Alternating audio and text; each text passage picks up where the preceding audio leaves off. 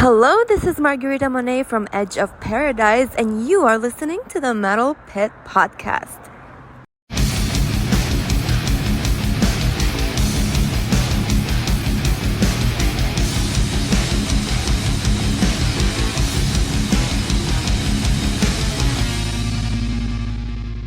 Welcome to the Metal Pit Podcast, where we delve deep into the albums and bands that shaped metal.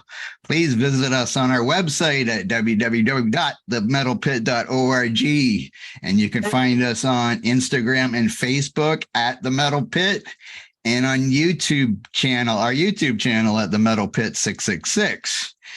And we have an email address for the podcast, which is podcast@themetalpit.org. If you have any comments or album suggestions or complaints about our top 10 album list thing.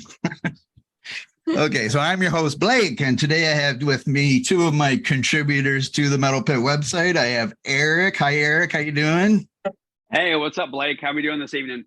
Good. And I have a newcomer to the podcast episodes, and that is Melissa. How are you, Melissa? I am well. Thank you for having me. Thank you for being here. Now, you're from Boston, as I just found out a few minutes ago. I am. Because I can't keep track of everybody sometimes. Now, I wanted to ask you, since this is your first time being here, when did you discover heavy metal music? So I'm probably older than a lot of people, and I've been a metalhead for about 45 years now. My gateway was Kiss, like most kids from the 70s. And I had my sister's first husband, who wasn't much older than me, got me into stuff like Rainbow and some prog, but also some Black Sabbath and UFO.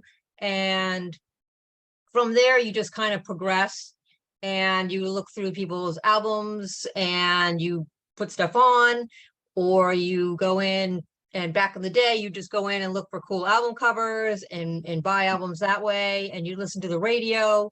And so it just sort of happened for me organically. There wasn't like a light bulb didn't go off one day. It just sort of like, I just started listening to stuff I really liked. I sort of got away from the top 40 that most like 9-10-year-olds listen to, and just sort of moved into the heavier stuff. Good. And now, the group we're going to talk about today is Iron Maiden, and that is the first group that I heard that I actually knew what heavy metal meant, because I didn't really, I heard stuff on the radio, Led Zeppelin, Black Sabbath, AC/DC, Aerosmith, whatever, but I never really knew the term heavy metal till I discovered Iron Maiden and started reading all about stuff. But that was the Number of the Beast album. And Eric, I forget, what was there one group that you first heard that got you into heavy metal? Wow. I would probably have to say, I heard, so I have an older sister. She would play some albums in her bedroom, and I would hear some stuff. And I remember hearing, like, it's funny, like Blizzard of Oz, after so many years, that was one that I remember hearing. I definitely heard some Judas Priest, and Maiden's one that just, like, those twin harmonies. I heard, Maiden, and I was like, wow. I was like, not only do I want to buy that, but I want to be able to do that on the guitar. So I got to say, it was Maiden. What album, what song? You got me, but Maiden got me hook, line, and sinker. Well, we're all pretty old, I think, so it's hard to remember everything here. Now, Melissa, before we get on to the Iron Maiden album that we're going to talk about, you also have your own podcast, so I thought you could just tell us a little about that to see if anybody wants to go listen to your podcast. Well, thank you. It's called Metal Chat with Melissa. It's on all the platforms. You can find me everywhere. I do reviews and concert reviews, and I reminisce about days of old, and I talk to some bands, and I do a little bit of this and a little bit of that. So it's a little bit of everything. It's kind of a mixed bag. So please check it out. Metal Chat with Melissa. And you can find me on Twitter, or X, I think it's called X now, at Metal Chat Pod.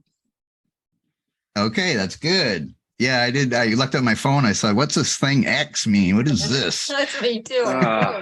Yeah. I barely use Twitter, but I was like, did somebody hack into my phone and put it on an app? I didn't know it existed. Not a fan of the change. No. Yep. But anyway, okay. So today we're doing our third episode about Iron Maiden. We have done their 1980 debut album. Me and Tom Elke did that one. And then we did the 1982 Number of the Beast, which was me and Eric. And that was Bruce Dickinson, of course, first Maiden album. And today we're doing their fifth studio album, Powerslave. I'm not going to read a bio about Iron Maiden because if you don't know who they are, well, listen to the other two podcast episodes. You don't know who they are. Why are you listening to a heavy metal podcast? Yes, and I'm sure since you know the title of the podcast will be Iron Maiden Powerslave, I guess you're going to know who they are probably if you're listening. So let's see. Okay, so me and Eric have already discussed when we first heard Iron Maiden on our other episode. So if you want to hear that, go back to the Number of the Beast episode and listen to that. So I'm going to ask Melissa, you already mentioned when you first started listening to heavy metal, but what about Iron Maiden? What album was the first Iron Maiden album you heard? So I used to listen to the BBC Friday night rock show on a shortwave radio stereo for these people that I babysat for had. And I used to babysit their kids every Friday night was their date night. And so I used to listen to this show. And it was, spotty at times and it crackled and all that kind of stuff, but I could kind of get the gist. And so I heard a lot of, this is right around 1979. So we're talking about the new wave of British heavy metal. And so I'm hearing everything from Tigers to Saxon to, they were playing Priest even, and Motorhead and Diamond Head and just a little bit of everything, including Iron Maiden. And I really didn't know who was who and who wasn't who. And I believe, and there's been some conjecture about this, but I think the very first song I ever heard was Sanctuary. Mm-hmm. But the very first song that I remember as an Iron Maiden song is Running Free. And subsequently, not too long after this, in early 1980, I moved from the New England area down to Florida. And I went to the mall. And I went and I asked the guy at the record store if he had the Running Free single and like the 45. Yes. And he said, no, but I have this. And he had the first album. And so I bought the first album. And so that's how I got into Iron Maiden. Now, so you would have kept buying them. So Powerslave, you would have had the other four. I have first. Everything. And I've been following them in basically real time. Yes. Okay. Now, for me, I'm just briefly going to mention, I mentioned it earlier, Number of the Beast was the first one I had. So as soon as I got that, I went and bought the first two. And then, like you, every time that album came out, I bought it. And Eric, what album, Iron Maiden album was it that you heard first? Was it the first one or? Nope, I'm not quite, I guess, golden as you two, as far as keeping up. Nope, no age comment. Golden with starting with the debut album. I'm mildly jealous, but so I got turned on to Maiden Live After Death, Somewhere in Time, those two, and the video for Wasted Years came out, and I should have backed up earlier. I saw the poster in the Manassas Mall for Aces High, and I said, my gosh, I've got to listen to this band. And I don't want to do too many spoilers, but yeah, that is one of my favorite songs. So, but yeah, I'm a little bit of I guess you could say late bloomer. I mean, I see that people have gotten into Maiden on Brave New World and, Seventh Son and such. We talked about that a little bit earlier, but for me, it was more the Live After Death, Somewhere in Time. And then I jumped back. I'm going to say pretty convincingly, maybe 98% chance we're going Beast. Just because that album art scared the bejesus out of so many moms and dads. And I think that's kind of why I went for it and saw the video. And yeah, and then I kind of worked my way, Peace of Mind, Powerslave. Then I jumped back to the Paul Di'Anno stuff. I think that Live After Death was a lot of people's gateway that are around our age. That was kind of their gateway to Maiden. A lot of people have said that that's their first album that they got. And I know Eric wants to talk about Live After Death, but we'll do that later. Okay. I got plenty to say about it. Okay. Nice. So with this album, just for anybody that doesn't know, the lineup is Bruce Dickinson on vocals, on guitar, Dave Murray and Adrian Smith, and we got Steve Harris, of course, on bass, and drummer was Nico McBrain. That was his second album, right? Yes, I believe, yes. And now usually if you listen to some of my episodes, I check out setlist.fm for how many times they play the songs live. I'm not going to get into the whole thing as often as I do because I think it's getting boring possibly. But I will say, so. According to Setlist FM, 2 songs on this album they've never played live. Do you have any guesses on what 2 songs they've never played live? Well, I know what they are. So okay, well, Eric, let's let Eric guess first. It's funny. So Blake, I was actually going to put this in my notes just to kind of to cue you up, but you already beat me to it. Or we're on the same wavelength. But Lost for Words has to be one that I don't think they've ever played that before. They have. Well, you're wrong. Yeah, you're wrong. Shoot. Okay. You both shot me down, but hey, I was just curious because it's an instrumental. It's not even one of their most popular instrumentals. At least talking to other fans. They've actually played that 70 times. Okay. Live. The other one, so the other one's kind of tough. I'm looking at my notes here, and I think you all are going to be entertained by some of my comments. Hopefully so. Maybe the listeners too. We'll see. Gosh, I would have to say it's between Flash of the Blade and the Duelist.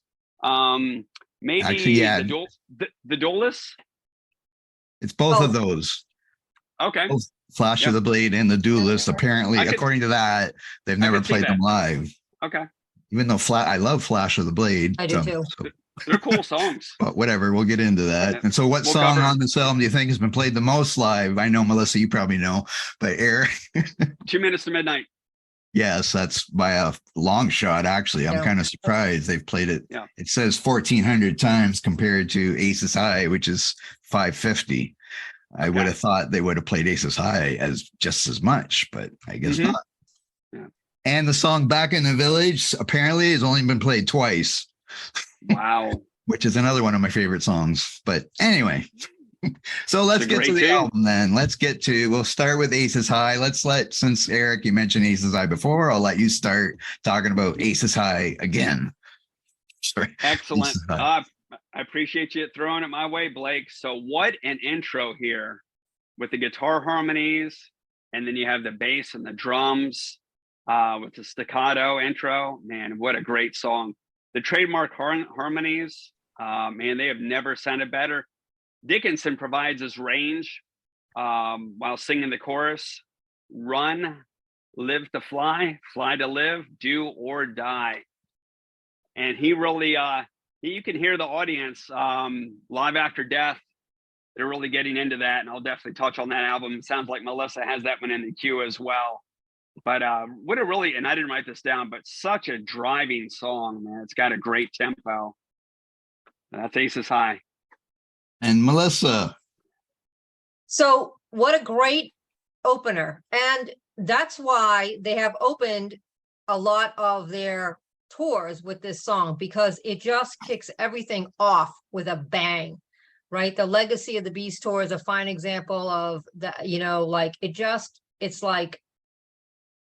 it's the perfect opener. Sequencing is very important, and there's absolutely nowhere else to put this song but number one. And for me, the first tour I saw was the Powerslave tour, and I think Eric, wasn't that your first tour also? Powerslave? Sadly oh no, it wasn't. Oh, sorry. It was the Somewhere. Oh, okay. And Melissa, what was your first tour? My first tour was I saw them when they opened for Judas Priest on the Point of Entry tour, Killers Point of Entry tour. That would have been the Killers album. Oh, okay. Wow.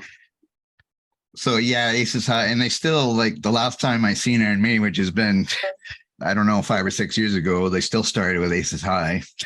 Yeah. Yep. And they had the big plane over the head and stuff like that. So now we get to 2 minutes a minute. And I do have something to say about this. Melissa, you mentioned shortwave radio before.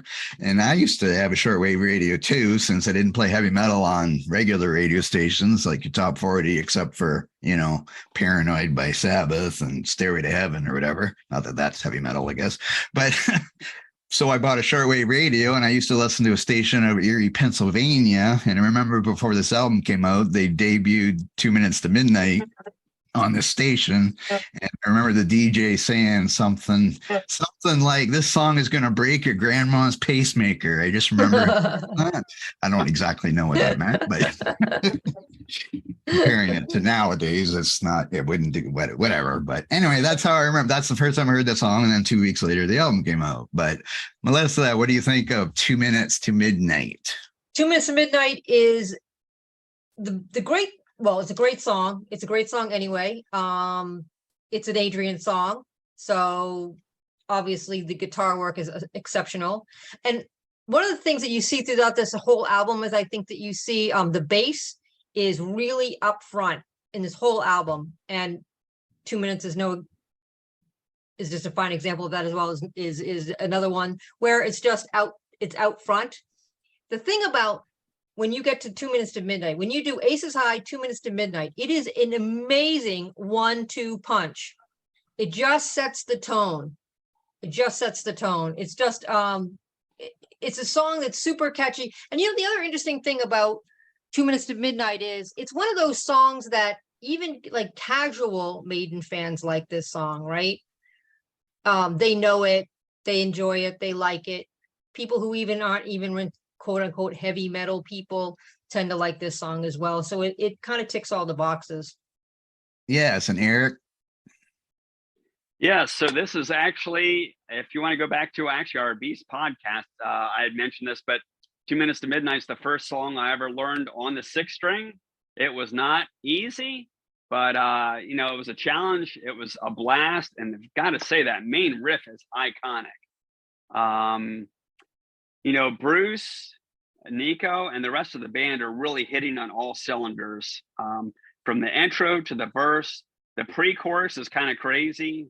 What's going on there, and the chorus is, it's chorus will be in your head for hours on end. It's a great song. I can't get enough of it. Even though Sirius XM at one point was overplaying it, I was like, hey, it's still a great song. Yeah, so I guess I don't need to say anything else about that. And it's funny, it's a 6-minute song. It's kind of surprising now that I look at it. Well, yeah, it's 6 minutes long as the first single, but obviously it wasn't played on your top 40 stations, of course, so it doesn't really matter. Then we go to Lost for Words, which was mentioned earlier, is an instrumental. Eric, you mentioned something about this already, but go ahead about this instrumental. So an instrumental as just the third track is a calculated risk. But as we know, Maiden were great risk takers. The song is in 12/8 meter. So these triplets are just pulsating fiercely throughout the entire song. Smith and Murray just have these great, tastefully done harmonies and what you could call the chorus, or it's really like the main theme.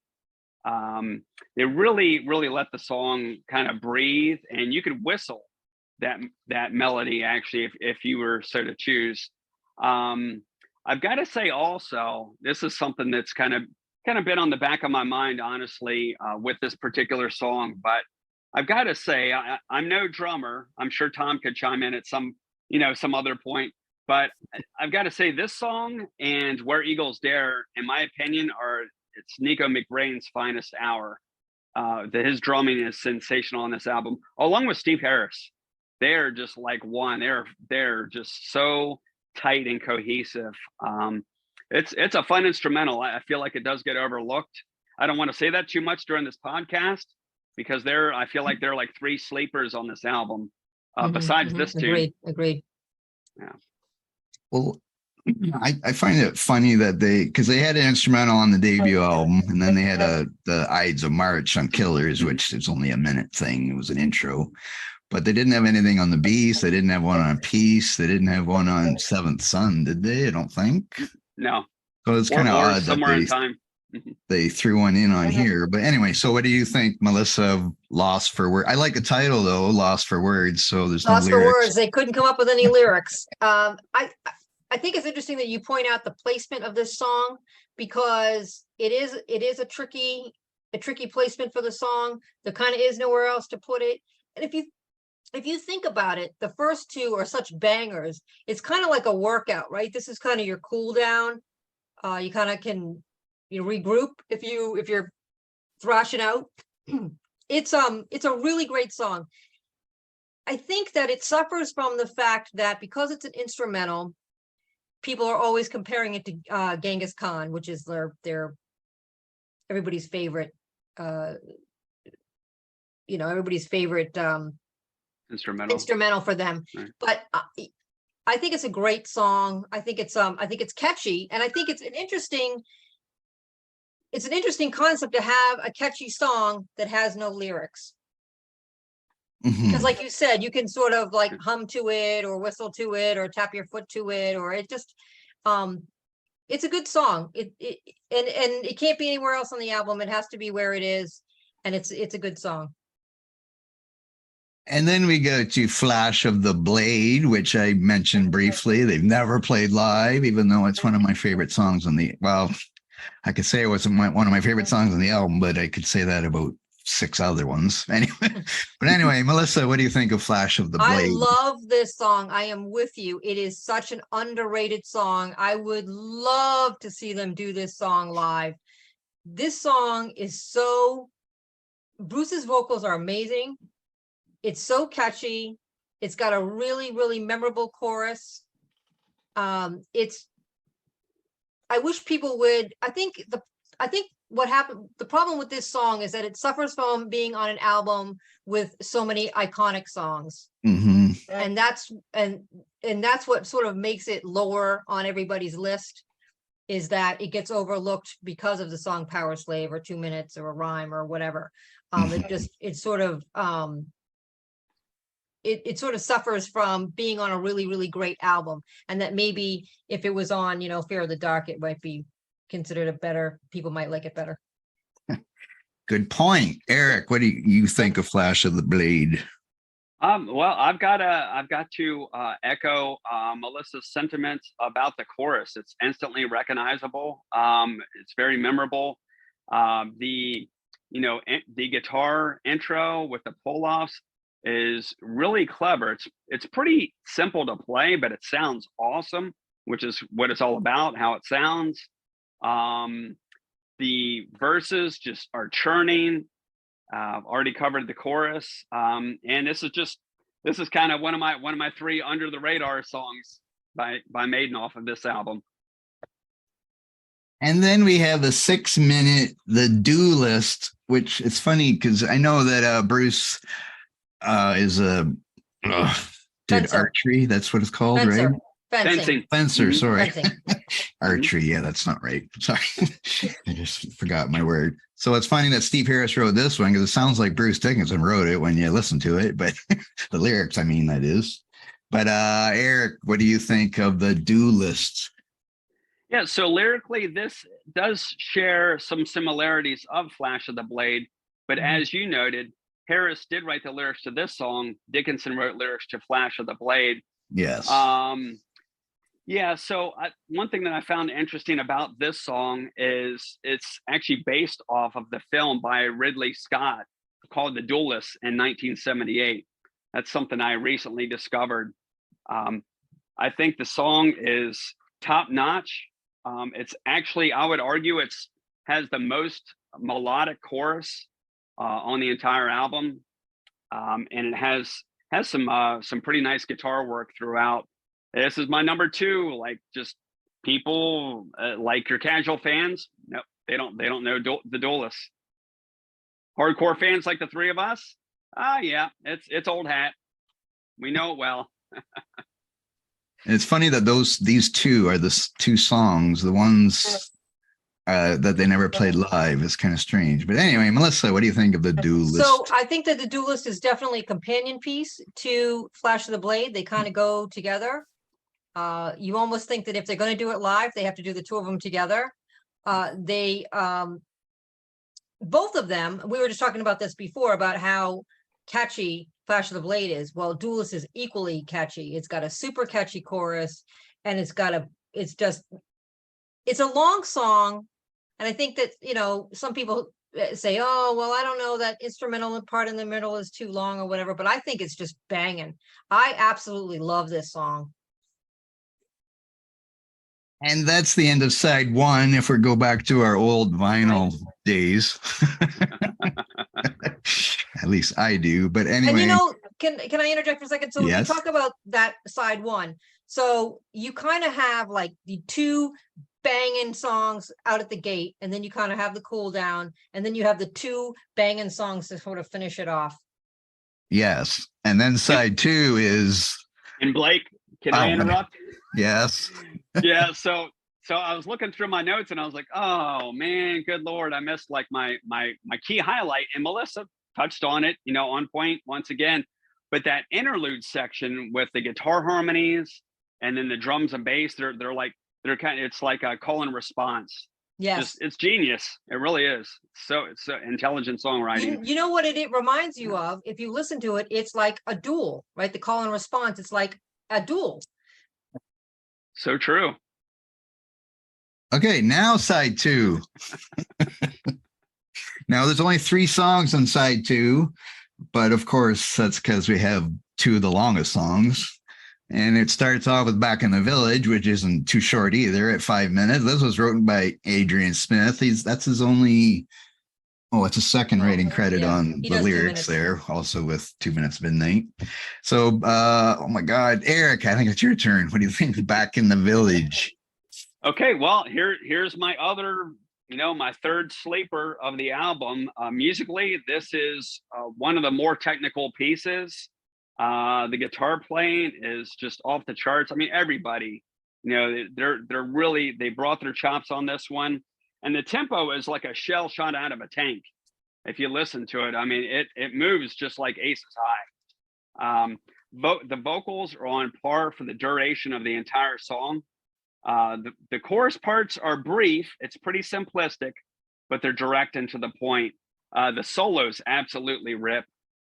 This is a great song. No bones about it. Melissa? So I love this song. The guitar is amazing because it's Adrian Smith.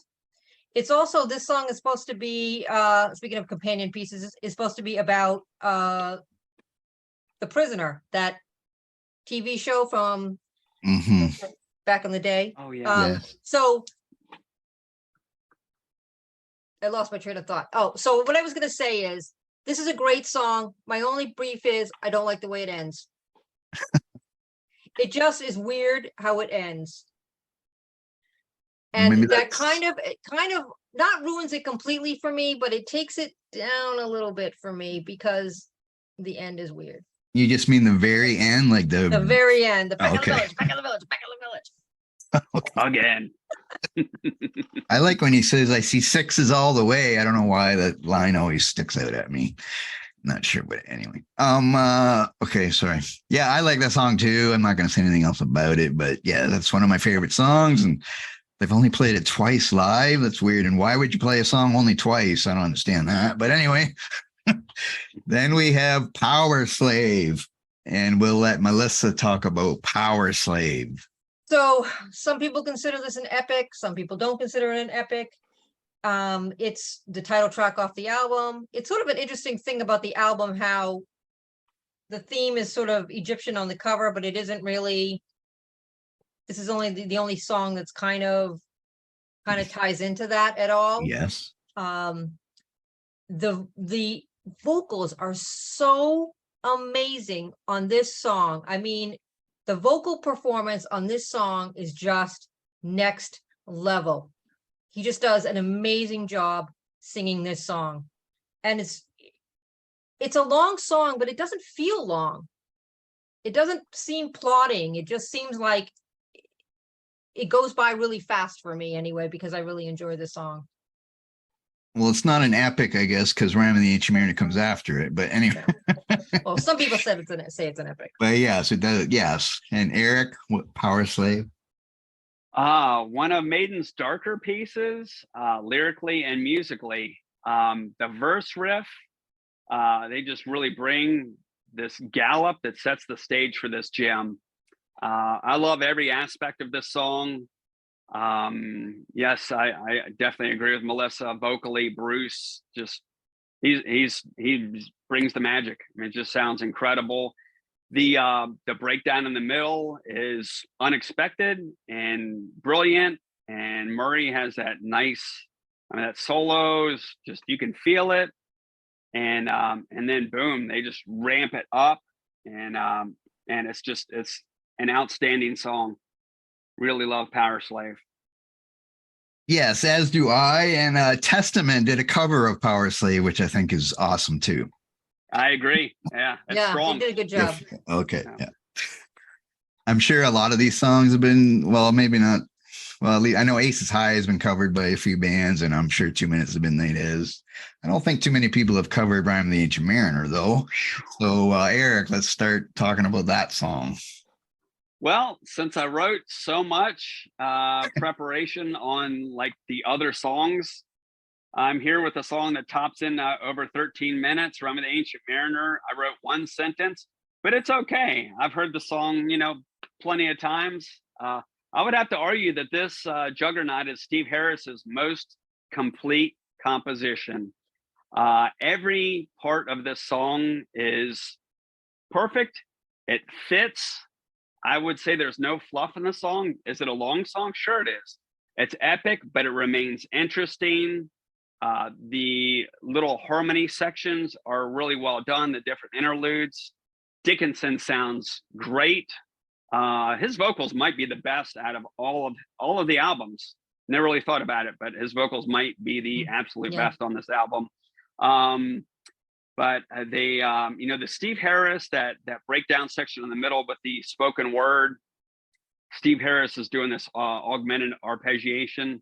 It's a bit ominous. That was very creative. I never heard any bands come close to trying anything like that. That definitely left an impact. I guess we'll save a little bit of the Live After Death talk for later. I definitely want to touch on that for Mariner at some point.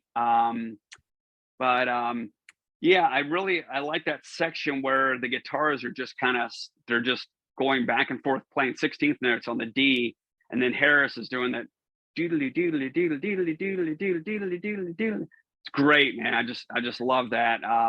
As I do my best vocal rendition of Mr. Steve Harris on bass, but that was just such a creative, excellent section, and Bruce is he's up for the occasion. I mean, he really rises to the occasion and sounds excellent. And I could listen to Rhyme of the Ancient Mariner every day and not tire of it. It's one of the best epics ever written. Yes, and Melissa. So I agree with you on that. You know what I think about Rhyme is it almost comes off like a classical piece. There's so many different parts. I know people talk about prog and that this is a prog song and all this kind of stuff, but I feel it's more got a classical feel to it because there's much atmosphere. You feel like you feel what is going on. The music brings you to the boat. It brings when the boat is sinking and when and when they're fighting for him and all these different things that are happening in the story. You feel it. And you feel it because of the vocals, but you also feel it because of the music. And there's there's the rain, the thunder, you can hear the rain and thunder, but it's not overpowering. It's very understated so that it's not like it's not overtaking ambient. The music. It's more atmospheric than trying to just make thunder and lightning so loud that it's thunder and lightning. You want it to be sort of undertone so that there's and you touch on this about the layers. You can listen to the song over and over and over again because there's so many layers. It's much like a Rush song for me, where you can listen to the song over and over again, and you get something new out of it every time you listen to it. Yes, and I think I did on our Number of the Beast episode. Did we do our top Maiden songs? I can't remember. Did we? We did, but we omitted the first two albums. Okay, which would have made it more difficult, But I think I put Rhyme of the Ancient Mariner was my number one Maiden song. It was. It probably still is then, yes. Even with the first two, of course. It was so anyway, that's the album. I wanted to also mention, of course, this was produced by Martin Birch, who produced a lot of the earlier Maiden albums. And we're going to rate it out of 10. I'm going to let Melissa say, what would you rate this album out of 10? I might have to go a 9.75 just because I have a problem with the way Back to the Village ends. And Eric, what do you give it out of 10? This is a resounding 10 out of 10. So Okay, I was going to give it, I'm giving it a 9. I don't know. A 9? Why? Yeah. I'm not really, even though you both love the instrumental, I mean, I don't hate the instrumental, but I just think it's not needed. Okay. So there. Now, would you say that to Steve Harris and yeah, I would. Band's faces, just messing with you. Well, I would say, how come you never played Flash of the Blade live? I would say that. I like that. Definitely ask that question. Or Back in the Village more than twice. Right? But anyway, I'm on the wrong page. Okay, so let's talk about. We're going to talk about live stuff, but first I'm going to let Eric talk about Live After Death because I know he desperately wants to.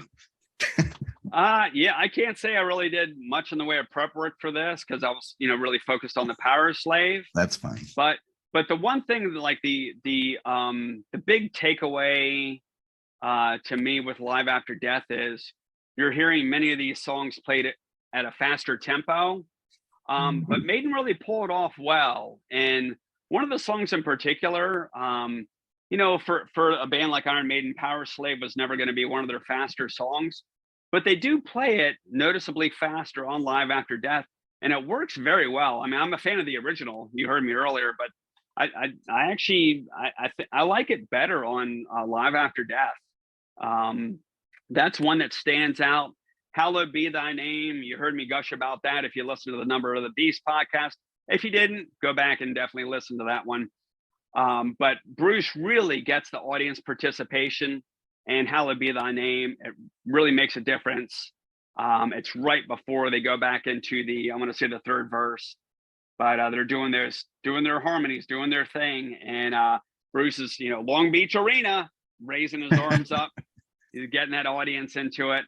Running Free is another one. I got to say, I think that one was kind of boring for you, Blake, but it's a simple song, but it's definitely one of those anthems. And that's one that I feel is so much better than the first album. I don't know how you feel, Blake, but it's good on the original album. And I like Diano. We've talked about this, but I feel like the mix and the energy from the audience and just the guitar tones are much bigger, and the crowd just eats it up. They love it.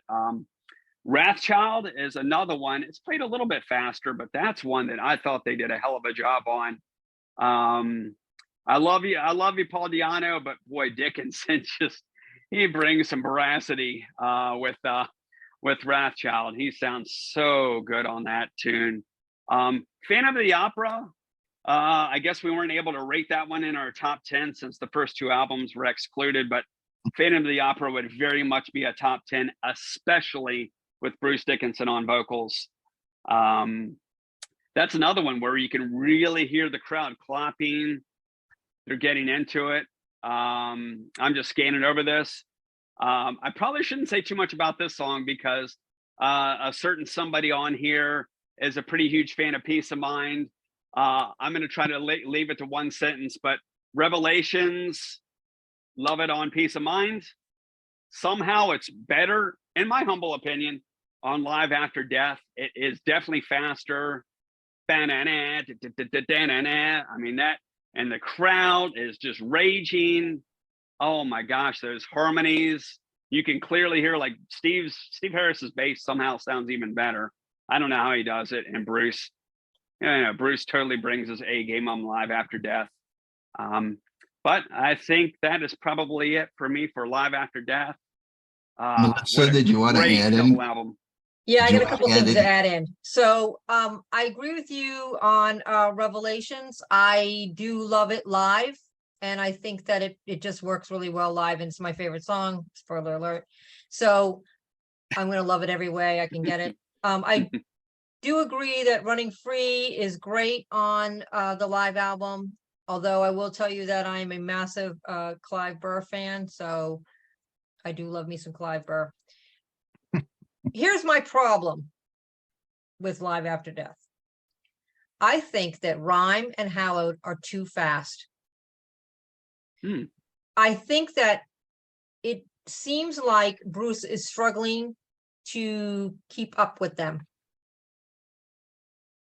And the funny thing is, and Blake can probably attest to this because he went, I saw this tour and I don't recall it being like that. But then of course you're live in the moment. You probably don't pick up on it or whatever. But that's my gripe, is that I think that Hallowed and Rhyme are too fast. I do like Powerslave faster. I agree with you on that. And I do think that part of the great thing about this album is the whole, I don't want to say the message that it's conveying, but you really feel like it's a live album. You really feel like you're there. They did a really good job of capturing that whole vibe of being at one of those shows.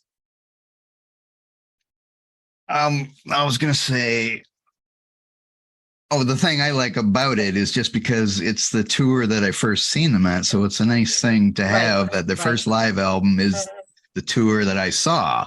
And I'm pretty sure they played the same. They're not like Metallica where they kind of change songs. I think they do the same songs every night, it seems like, or back then they did anyway, on their tours. So it's nice to have that. I haven't listened to it in a long time, so I can't really, I'd have to refresh my memory on, if they're playing them too fast or whatever. Well, but the side D is Hammersmith. It's not actually Long Beach, right? okay. So, yeah. And here's an interesting little tidbit is I saw the show right before the Long Beach shows. Because I saw the show, I saw this tour 3 times, and I saw it twice in Florida and I saw it once in Hawaii. And it was right before they were in Hawaii, and then they came over to California. Okay. That's pretty cool. Now I was going to talk about, now we're kind of mentioning it here, but talking about seeing them live. And as I said, me and Eric have already talked about seeing them live. So we're going to talk to Melissa about seeing them live. How many times have you seen Iron Maiden live, Melissa?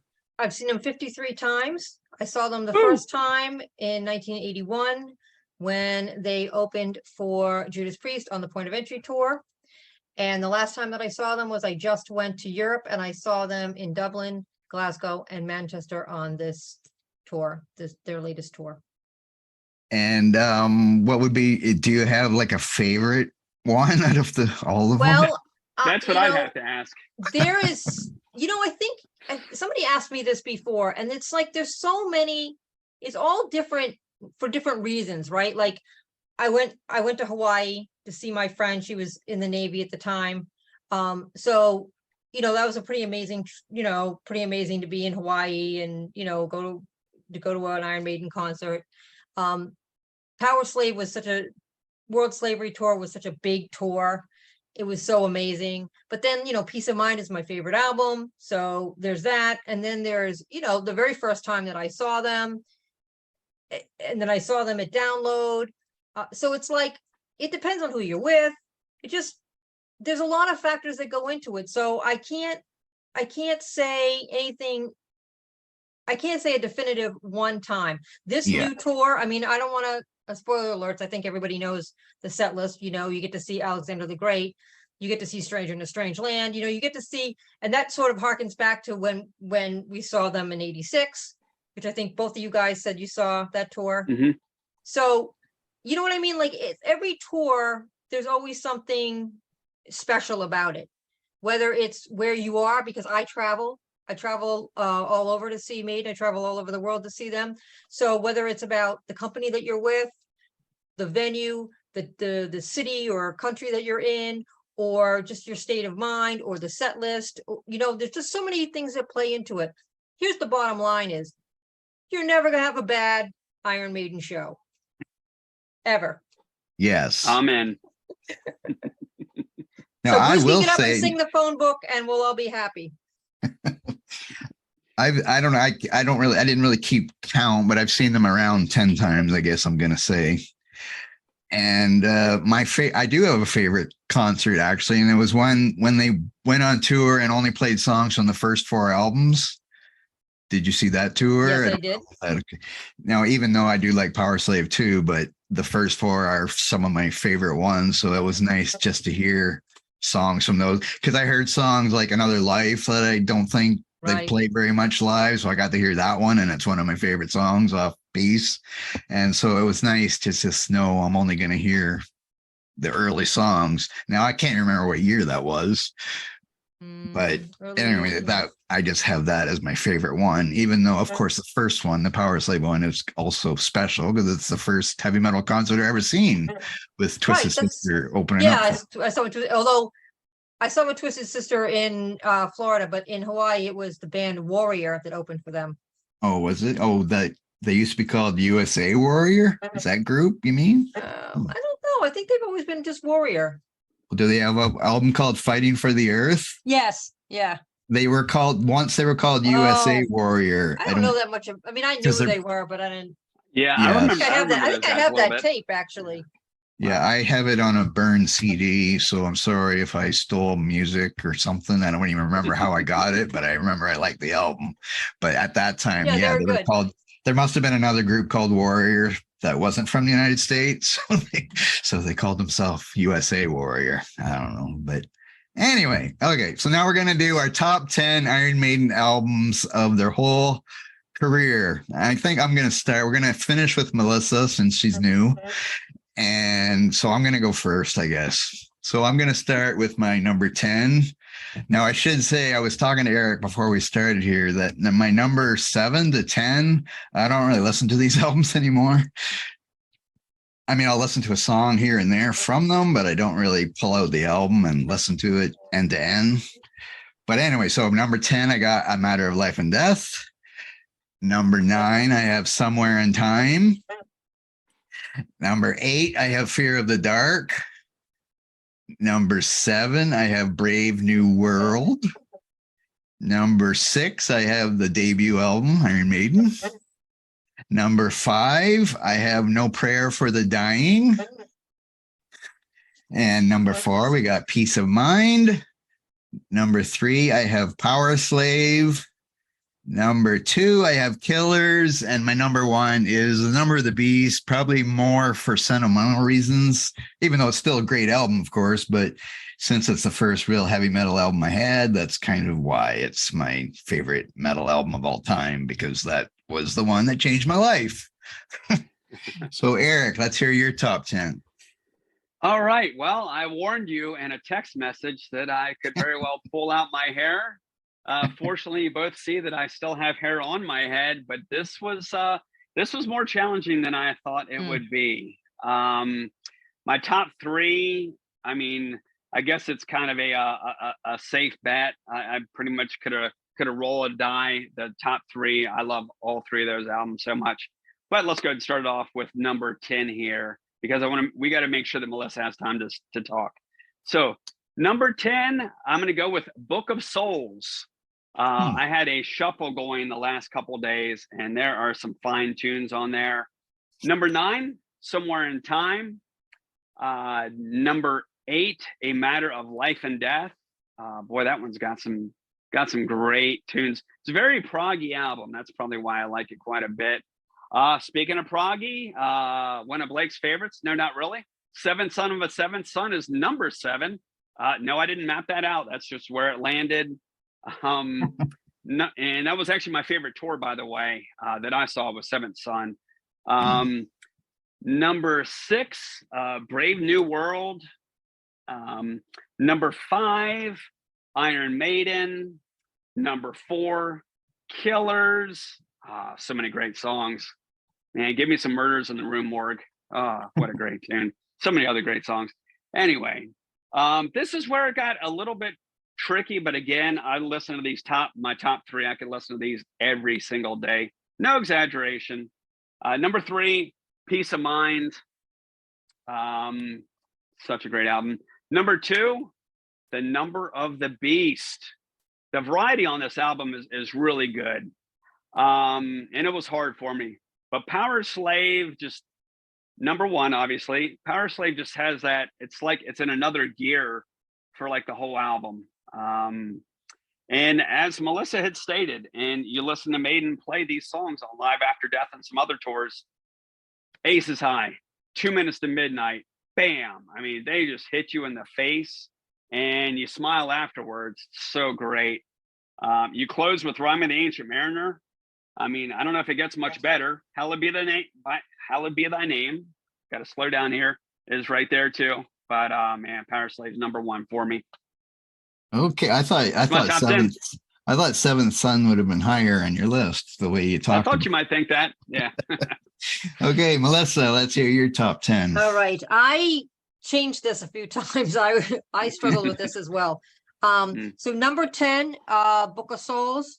I think there is a lot of good stuff on that album. I think a lot of people kind of like listened to it a couple times and then moved on. They should probably give it a better shot. Number 9, Matter of Life and Death. Great album. And then number 8, I have Seventh Son. And number 7, Brave New World, which is my favorite of the new era. Mm-hmm. Then Somewhere in Time is number, what do we have, 6?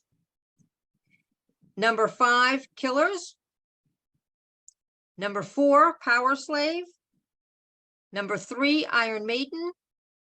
Number 2, Number of the Beast. And number 1, everyone knows it, Peace of Mind. And Peace of Mind because of Revelations. And there's a lot of really, I love The Prisoner. There's a lot of good stuff on that album. You know, it depends on your day of the week, right? Because tomorrow it could be Powerslave, could be number 1. You know, it kind of depends on my mood. You know, like everything else, it's very subjective as to whether or not this is your number 1 album or your number 1 song or whatever. Well, Revelations is always my number 1, but there's so many good songs.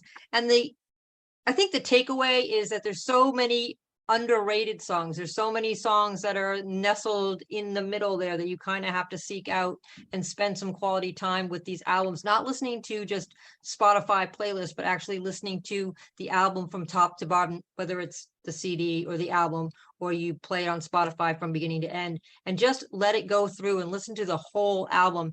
And I think you're going to find a lot of really hidden gems. Well, I was talking to Eric about like some of these later albums and how I find that they're too long, some of them. So, because I know they like, because in the old, like The Beast or whatever, Killers, Powerslave even probably, they're all under 45 minutes probably, right? Yeah, I mean, we all know that the latter albums, they got a little long in the tooth, that they could use some editing.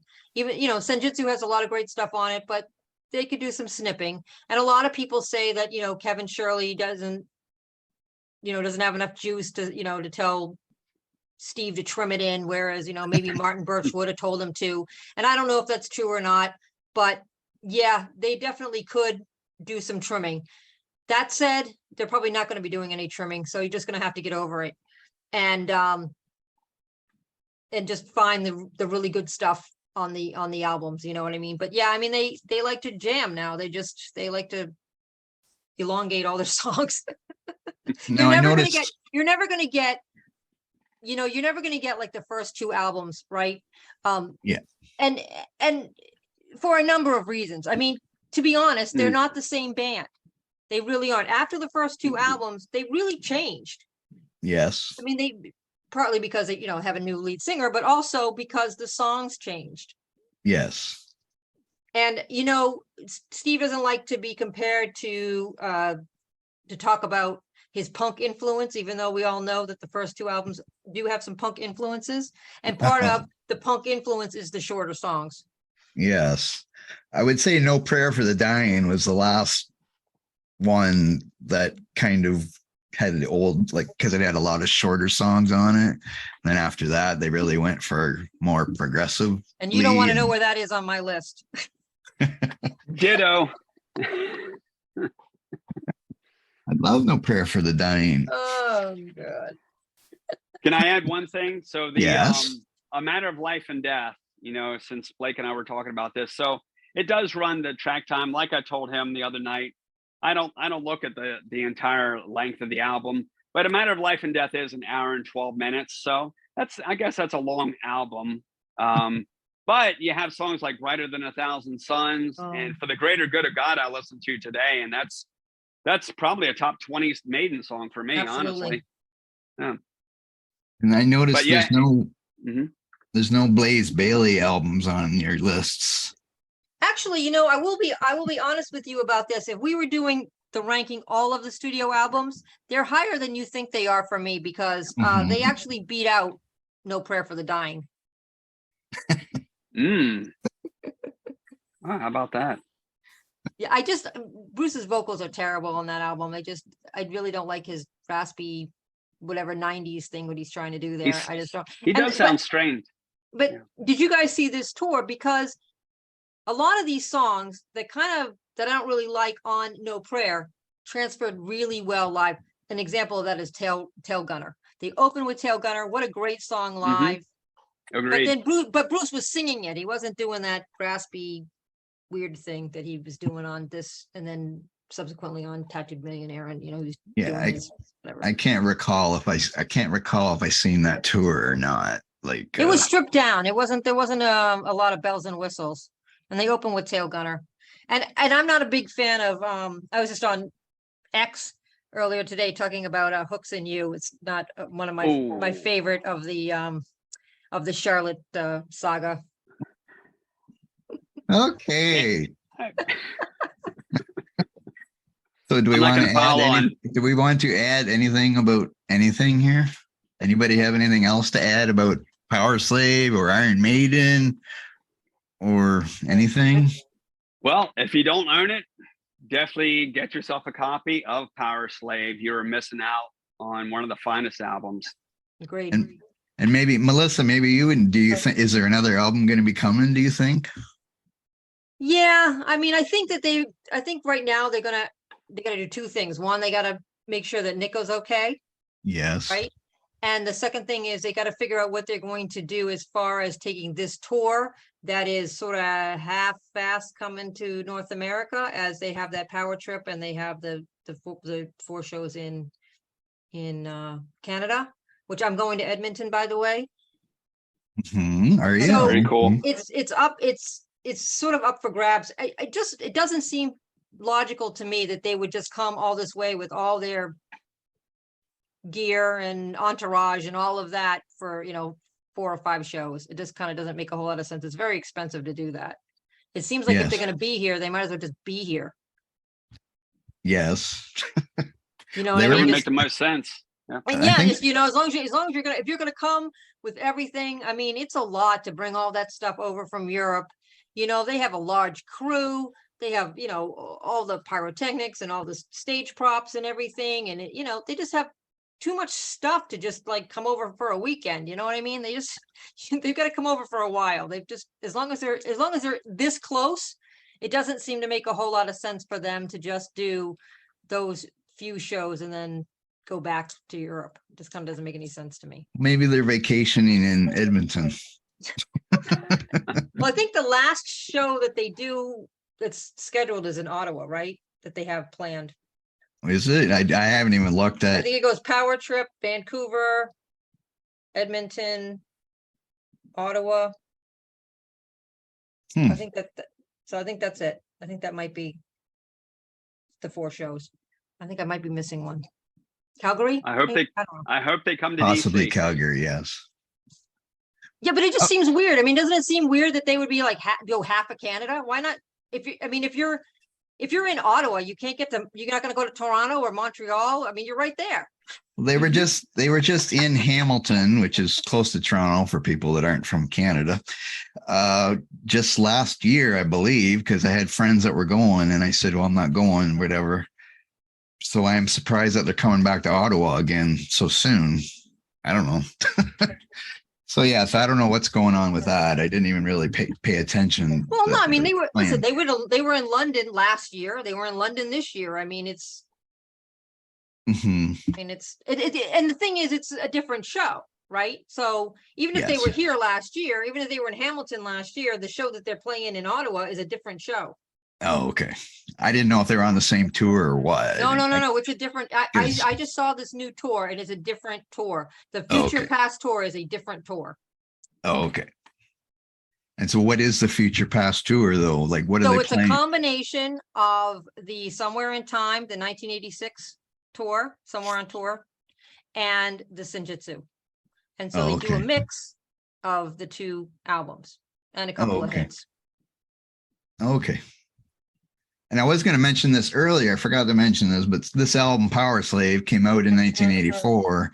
That was their 5th album in 5 years, which Yeah, is they- unheard of today. Nobody ever makes even 2 albums in 2 years, let alone 5 albums in 5 years. But I know that's Yeah. the changing of times, and now they're touring for 3 years to support an album or whatever. And of course, they're not young anymore either. Well, back in the day, I mean, Saxon had 2 albums out in 1 year, right? 1980, and Motorhead did the same thing. So Yeah, I mean, back a then, lot of bands had 2 you albums. did your albums and then you toured it, and now it's kind of reversed because there's no Yeah. money to be made. Yeah. Yes, that's right. Anyway, okay, so I guess we should wrap this up. Thanks, guys, for joining me. Thank you for having me. It's been great. Thank you. Appreciate it. It was fun. So everybody, again, check us out on our website, www.themetalpit.org, for album reviews, interviews, and links to these podcasts and everything else. So thanks to everybody for listening. Goodbye.